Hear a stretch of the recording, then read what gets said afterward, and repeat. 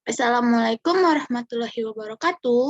Balik lagi bersama saya, Dewi Pratiwi. Di sini saya akan membahas tentang budidaya tanaman mulpari atau Pongamia pinnata bahasa Latinnya di materi silvikultur hutan tanaman. Baiklah, untuk mempersingkat waktu, kita langsung saja ke materi. Malpari atau Ponga pinnata Pierre merupakan tanaman serbaguna yang bijinya mengandung minyak nabati.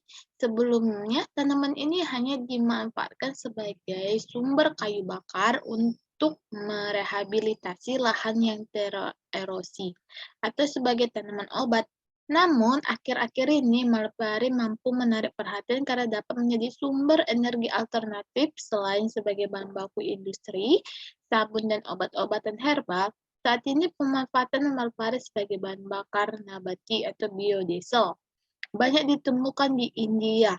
Kelebihan Malpari sebagai bahan baku biodiesel selain biji mempunyai rendaman minyak yang tinggi mencapai 27–39% terhadap berat kering dalam pemanfaatan, tidak berkompetisi dengan kepentingan pangan.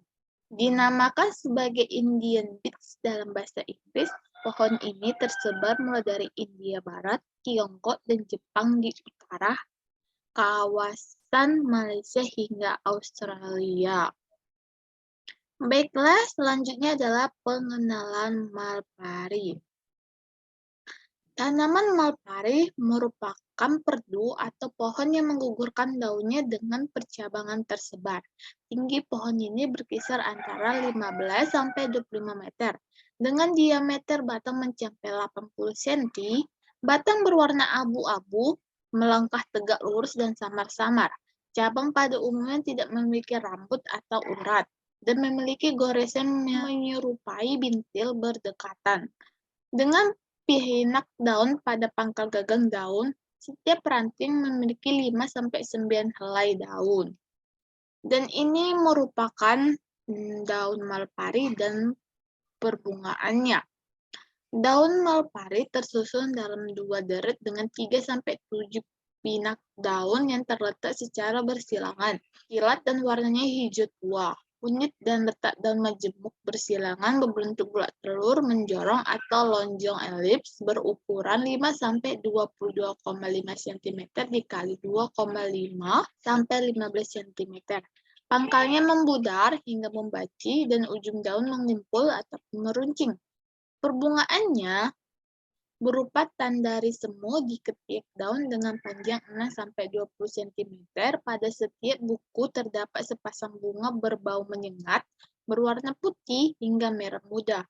Bagian dalam berwarna ungu dengan ruang hijau di tengah. Dan terdapat urat kecoklatan di bagian luarnya. Tangkai bunga berukuran 7–15 cm ditutupi oleh pihak daun yang halus dan berambut pendek. Mahkota daun berbentuk bulat telur, terbalik dengan panjang 11–18 mm. Kelopak bunga berbentuk cangkir, panjangnya 4–mm. Ditutupi oleh rambut yang pendek dan halus serta memiliki gigi tumpul yang sangat pendek. Selanjutnya ini adalah polong ataupun tempat biji-biji Malpari. Polong yang berbentuk lonjong menyorong hingga menjorong tipis berukuran 5–8 cm dikali 2–3,5 cm dikali 1–1,5 cm, halus, berkulit tebal hingga agak mengayuh, berparuh, bertangkai pendek, merakah lambat, berisi 1–2 biji, mesokarp berserabut, biji bulat telur gepeng berukuran 1,5 sampai dengan 2,5 cm kali 1,2–2 cm dikali 0,8 cm dan bermantel rapuh. Polon tidak membuka ketika masak. Selanjutnya adalah penyebaran Malpari. Secara umum, habitat pohon Malpari adalah tepi pantai berpasir putih. Malpari kemungkinan besar berasal dari India dan dijumpai secara alami dan naturalisasi dari Pakistan. India dan Sri Lanka, serta seluruh Asia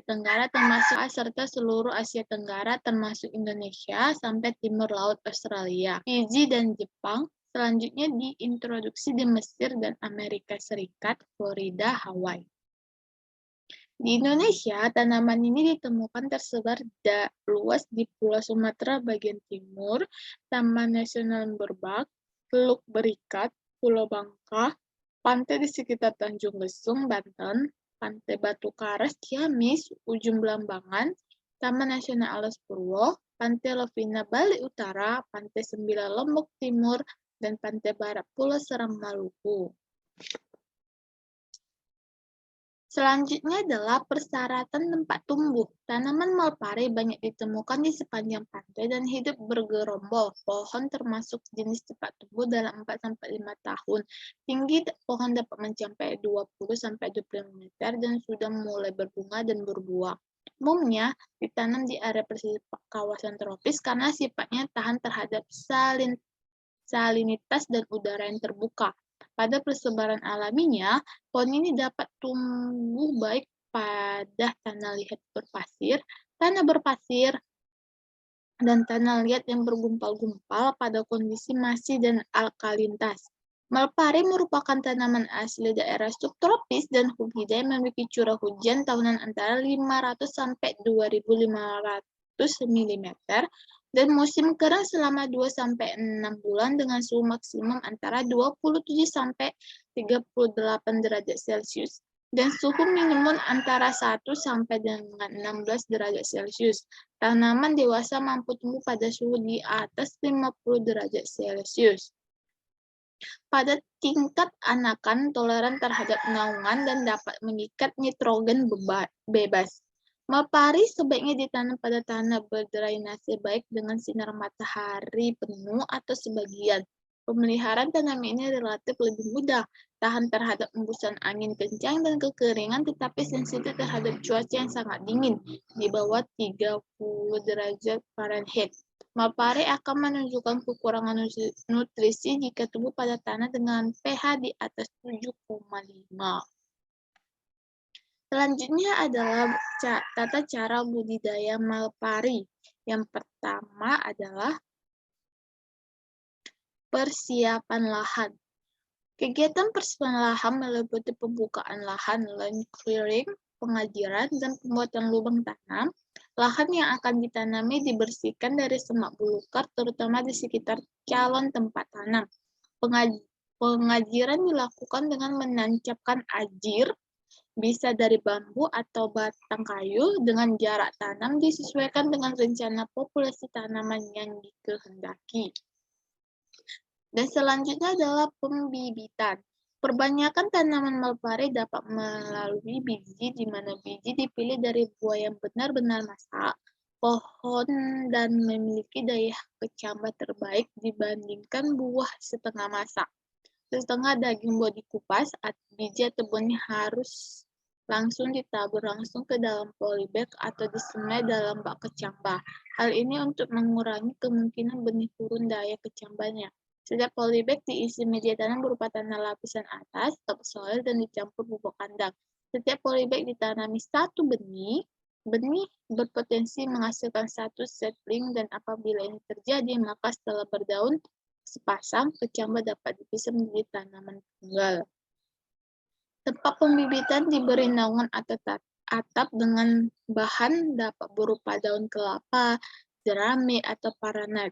Pembibitan ini dilakukan selama 2-3 bulan. Kegiatan yang dilakukan selama pembibitan antara lain penyiraman setiap hari 2 kali pagi dan sore, penyiangan dengan melakukan pembersihan gulma sekitar tanaman, dan seleksi dengan memilih bibit yang pertumbuhannya baik. Pembibitan secara vegetatif juga mudah dilaksanakan, yaitu dengan cara stek batang. Stek diambil dari pohon induk dengan penampilan yang baik dan sehat. Bahan stek dapat dikumpulkan dari ranting berukuran 1-1,5 cm atau dari terobosan hasil pemangkasan. Tidak memerlukan bahan perangsang pertumbuhan akar. Stek umur 2 bulan sudah berakar dan tunas sudah mencapai 10-15 cm.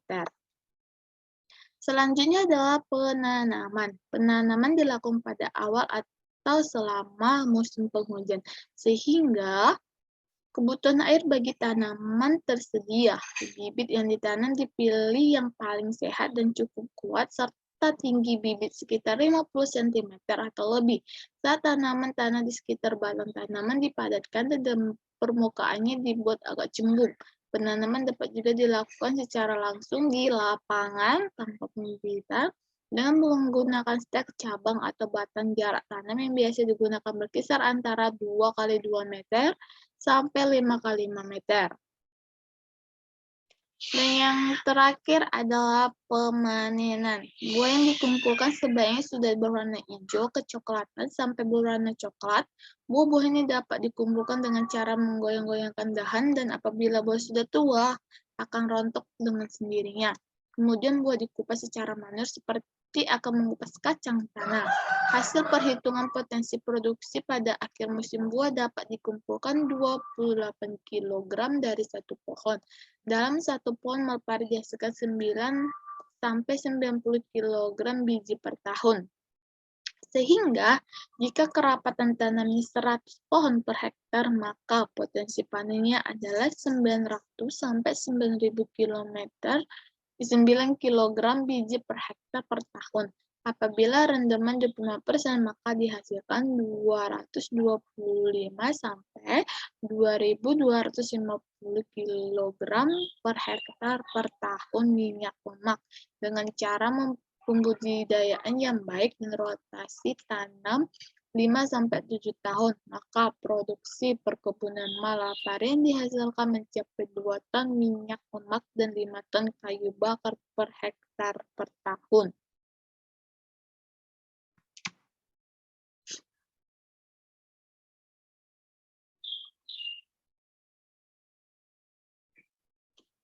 Dan selanjutnya dan yang terakhir adalah kegunaan Malpari. Banyak sekali manfaat dari tanaman Malpari. Kayunya sebagai bahan timber untuk lemari, serta kereta roda, dan pulp kertas. Daun, bunga, dan bijinya dimanfaatkan sebagai pupuk hijau dan juga sebagai pakan ternak. Bunganya merupakan sumber serbuk, sari, dan nektar yang baik untuk madu hitam atau coklat. Ekstrak daun, pegangan, dan biji merupakan antiseptik melawan penyakit kulit dan rematik. Biji yang telah dimemarkan dan dipanggang digunakan sebagai racun ikan. Di pedalaman, daun-daun kering disimpan pada lumbung padi atau biji-bijian untuk mengusir serangga. Malpari juga dimanfaatkan